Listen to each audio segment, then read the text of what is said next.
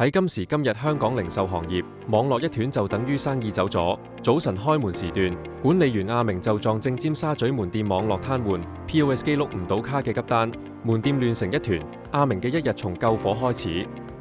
傳統網絡管理真係折磨人，要逐個門店排查設備。香港人工成本咁高，一個技術員要睇住10幾間分店，就算坐喺辦公室遠程操作，遇到故障都要消耗幾個鐘，有時仲要趕去現場，時間精力耗晒不止，仲要擔心門店營業損失。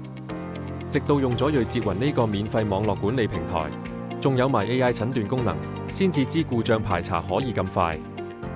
唔使安裝複雜軟件。登錄網頁撳下 AI 診斷，系統就會自動分析問題根源。從前要揾成個鐘嘅故障原因，而家幾秒就睇得一清二楚，唔使靠經驗盲猜，真係慳晒時間。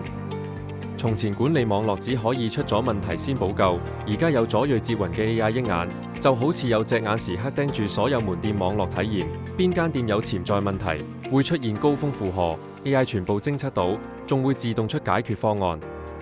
就好似旺角店5間會出現帶寬不足 ，AI 提醒同優化，避免咗客流高峰時網絡體驗下降，真係省心好多。